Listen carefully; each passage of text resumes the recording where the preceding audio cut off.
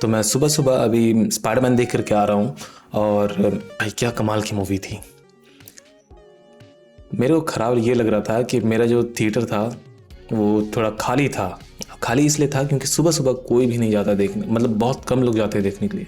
मैंने देखा कि कुछ बच्चे आए हुए थे देखने के लिए सुबह-सुबह, स्कूल वगैरह छोड़ कर के शायद से, और कुछ एडल्ट्स भी आए थे, मतलब कुछ बड़े लोग भी आए हुए थे।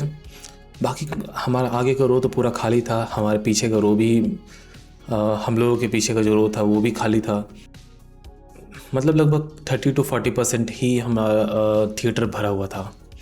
मूवी के बारे में बात करूं तो मूवी बहुत सुंदर है, बहुत ब्यूटीफुल है। तुम्हें याद आ जाएगा वो अच्छा ओके, पहले मैं बताता हूँ, कोई स्पॉइलर नहीं होने वाला है इसमें, ठीक है। मैं तुम्हें स्पॉइलर फ्री वाला रिव्यू देने वाला हूँ, तो बिंदास होके देखो। तो मैं कह रहा था कि तुम्हें मूवी बहुत सुंदर लगने वाली है। तुम्हें याद दिलाएगा कि ये स्पाइडरमैन 2 का बहुत कुछ याद दिलाएगा, ठीक है। और फिर अमेजिंग स्पाइडरमैन 2 का स्विंगिंग विथ में याद दिलाएगा। उतना अच्छा नहीं है जितना अमेजिंग स्पाइडरमैन 2 का था, वो बहुत ही ज़्यादा एपिक लेवल का था। लेकिन ये अच्छा है क्योंकि, और ये अच्छा इसलिए लगता है क्योंकि हम लोगों ने टॉम हॉलैंड की जितनी भी स्पाइडरमैन देखी हुई है उसमें ज़्यादा स्विंगिंग को दिखाया ही नहीं गया है। जो मज़ा हमें सैम रामी वाली स्पाइडरमैन 2 में आता था ना, वो सेम मज़ा इसमें भी आएगा तुम्हें, क्योंकि उसमें जिस तरह से तुम्हें पीटर के कैरेक्टर को ग्रो करते हुए दिखाया गया है, इस पे भी दिखाया गया है। पीटर के लोनलीनेस को, पीटर के अकेलेपन को, वो क्या क्या स्ट्रगल कर रहा है, अपने फ्रेंड्स को किस तरह से मिस कर रहा है, वो सारी चीज़ को दिखाया गया है इसमें, जो पीटर के लाइफ को बहुत अच्छे से दिखाती है। तो मूवी देखोगे तुम्हें पता चल जाएगा कि मैं किस बारे में बात कर रहा हूँ, क्योंकि मूवी बहुत इमोशनल है। तुम मूवी को देखने बैठोगे तो तुम्हें लगेगा कि थोड़ी सी खिंची हुई लग रही है, थोड़ी स्लो सी लग रही है मूवी, लेकिन ये ज़रूरी था उसका कैरेक्टर के लिए, क्योंकि क्या कहते हैं, उसे कैरेक्टर को दिखाना था कि उसका कैरेक्टर क्या कर रहा है लाइफ में, क्या झेल रहा है, कैसा है वो लाइफ में अभी, जो मैजिकल स्पेल के बाद में उसकी लाइफ कैसी हो चुकी है। ये सारी चीज़ें दिखाने के लिए वो जो स्ट्रेस्ड आउट फील जो होता है ना मूवी, वो ज़रूरी था। तुम्हें ये पूरी मूवी स्पाइडरमैन 2 और अमेजिंग स्पाइडरमैन 2 से काफ़ी सिमिलर लगे, क्योंकि थोड़ी थोड़ी चीज़ें उनमें से उठाई हुई है। और हाँ, कुछ कॉल बैक्स भी किए हुए हैं स्पाइडरमैन। तुम मूवी देखना, उसमें देखना, ठीक है, पता चल जाएगा तुमको कौन सा कॉल बैक के बारे में बात कर रहा हूँ। जो हम लोगों को इमोशन हमें स्पाइडरमैन 2 में देखने को मिला था, वो सेम उसी तरह की चीज़ें हमें इस मूवी में देखने मिलती है। जैसे स्पाइडरमैन 2 में पीटर की लाइफ थोड़ी सी चेंज हो जाती है, उस तरह से इस मूवी में ब्रांड न्यू डे में भी क्या है कि सेम उसी तरीके से पीटर की लाइफ को इस मूवी में भी बहुत अच्छे से दिखाया गया है कि वो अपने पूरे लाइफ में कैसा अकेला है। और बात करें एंड्रू के स्पाइडरमैन से क्या लिया गया है, तो भाई जो वो वाइब कैरी करता था एंड्रू का स्पाइडरमैन, वो कोई कैरी नहीं करता है। मैं इतना बोल सकता हूँ कि ना तो टॉम का, ना तो टोबी का, एंड्रू का अलग ही ऑरा था उसमें। बात करें एंड्रू के स्पाइडरमैन से जो वाइब आती थी, सेम उसी वाइब को क्रिएट करने की कोशिश की गई है इसमें।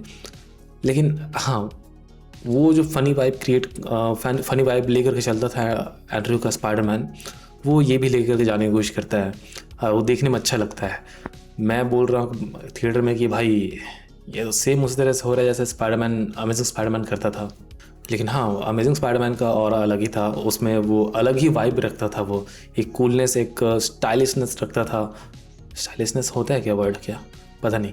तो वो चीज़ को इस मूवी में भी रखने की कोशिश की गई है, जो कि मूवी का माहौल को बहुत अच्छा बना देता है। मूवी में ऐसे सीन्स हैं जिसे देखकर भाई तुम्हारी आंखें भर जाएंगी, इतने ब्यूटीफुल वो सीन्स हैं।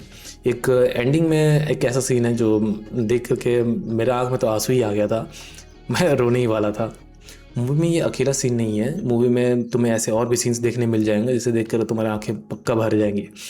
और मैं बताऊं टॉम हॉलैंड के परफॉर्मेंस की, तो भाई क्या परफॉर्मेंस दिया इस बार। पिछले जितने भी स्पाइडरमैन देखा है उसमें तुम्हें लगेगा कि ऐसा नहीं है कि उसमें एक्टिंग ख़राब थी, उसमें एक्टिंग उस तरीके से थी जैसे एक टीनेजर को होना चाहिए था। लेकिन इस बार इसमें जो एक्टिंग किया गया है भाई ज़बरदस्त है। उनकी परफॉर्मेंस को देख करके लगता है कि डायरेक्टर और एक्टर दोनों ने मिल करके ये सारे सीन्स को लिखा है और बनाया है। और जब डायरेक्टर की बात आई है तो मैं बताना चाहूँगा कि इस मूवी का म्यूज़िक, बैकग्राउंड म्यूज़िक इतना बढ़िया है, पूरा मूवी के साथ में वो इतना अच्छा ब्लेंड होता है। मैं तो वाइब कर रहा था उसके साथ में।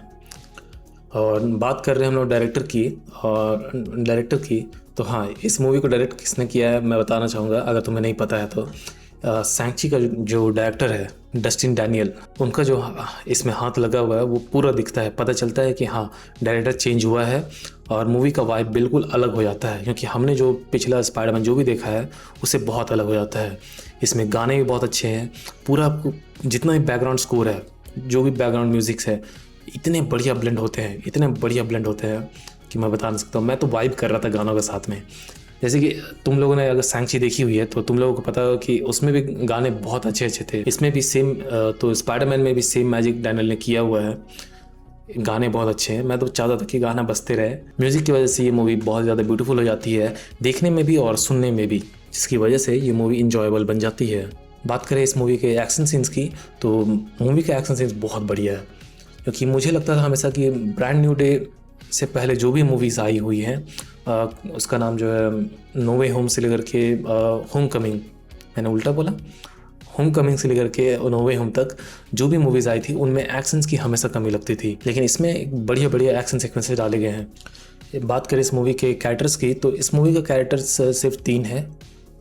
शेडी सिंह का कैरेक्टर है, स्पाइडरमैन का कैरेक्टर है और पनिशर का कैरेक्टर है, जिसमें पनिशर का रोल इज़ वेरी इंपॉर्टेंट। और भाई किसी ने सोचा था कि एक आर रेटेड कैरेक्टर, पनिशर जैसे आर रेटेड कैरेक्टर को स्पाइडरमैन जैसे कैरेक्टर के साथ में इनकॉर्पोरेट करने का। इन दोनों कैरेक्टर्स की वाइब बहुत अलग है और इन दोनों कैरेक्टर्स को जब तुम बातें करते हुए सुनोगे तो तुम्हें इतनी ज़्यादा हंसी आएगी। इन दोनों कैरेक्टर्स की वाइब इतने ज़्यादा अलग हैं कि जब तुम इन दोनों के कॉन्वर्सेशन को सुनोगे, कॉन्वर्सेशन इतने ज़्यादा हिलेरियस है, इतना कॉमेडिक है और इतना ऑकवर्ड क्यों है भाई। इनकी बातें सुन के इतनी हंसी आ रही थी, पूरा थिएटर हंस रहा था। हम सभी को पता है कि पनिशर कितना खिसका हुआ इंसान है, जिसकी वजह से ये जब भी ये मिलते हैं बहुत ज़्यादा कॉमेडिक सीन बन जाता है। मेरा एक दोस्त है जो मार्वल को उतना डीपली फॉलो नहीं करता है, लेकिन जब वो पनिशर को देखा और उस कैरेक्टर को एंजॉय करने लगा, तो मैंने उसे बताया कि इस कैरेक्टर का एक सीरीज़ भी है, तो वो बोल रहा है कि मेरे को देखना है। ये वाइब अपने साथ कैरी करता है पनिशर।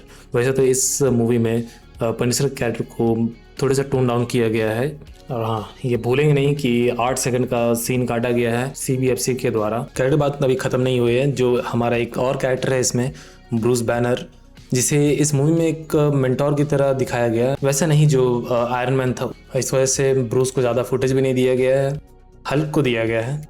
और हल्क भाई, जब वो हल्क आता है स्क्रीन पे, मतलब वो वाला हल्क जो रियल हल्क जो होता है, गुस्से में जो होता है हल्क, वो जब आता है स्क्रीन में, मैं बोल रहा हूँ, स्पाइडरमैन तो बोल ही रहा था कि तुम इतने बड़े हो सकते हो, मुझे पता नहीं है। मैं खुद भी बोल रहा हूँ कि इतना बड़ा हो सकता है। मतलब तुम समझो कि हमने हल्क को आखिरी बार कब पागल होते हुए देखा था, एज ऑफ अल्ट्रॉन में। उसके बाद हम लोगों ने कभी नहीं देखा उसे। और इस मूवी में तुम्हें वही पागलपन, उस तरह का पागलपन देखने को मिल जाएगा। लेकिन हल्क को इस मूवी में ऐसे प्रेजेंट किया गया है कि तुम देखते ही एक्साइटेड हो जाओगे। हल्क का जो ट्रांसफॉर्मेशन है उसे भी इतना बढ़िया दिखाया गया है, जिसकी वजह से वो टेरिफाइंग लगने लगता है।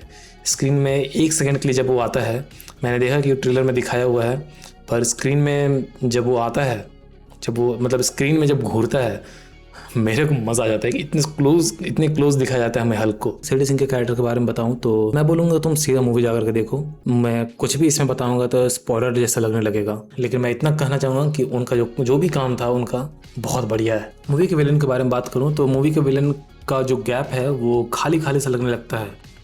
तुम्हें लगेगा कि विलन उतना स्ट्रांग नहीं है इस मूवी का, और वो जस्टिफाई भी करता है जो उसका बैक स्टोरी है, और ये जस्टिफाई भी करता है उसका जो बैक स्टोरी है। जैसे कि मैंने ट्रेलर के ब्रेकडाउन में कहा था कि इसमें इतने सारे विलेंस नहीं होने वाले हैं। सारे विलेंस को या तो ट्रेनिंग आर्क वगैरह में दिखा दिया जाएगा, या फिर उसे डेली लाइफ में क्या चल रहा है, कैसे चल रहा है, वो सब दिखाने में ख़त्म कर दिया जाएगा। तो सारे सिर्फ अपीयरेंसेस के लिए आते हैं सारे विलेंस। बात भी सही है कि इतने सारे विलेंस को एक मूवी में दिखाना इम्पॉसिबल है, अनलेस वो सिनिस्टर 6 प्लान ना कर रहे हो।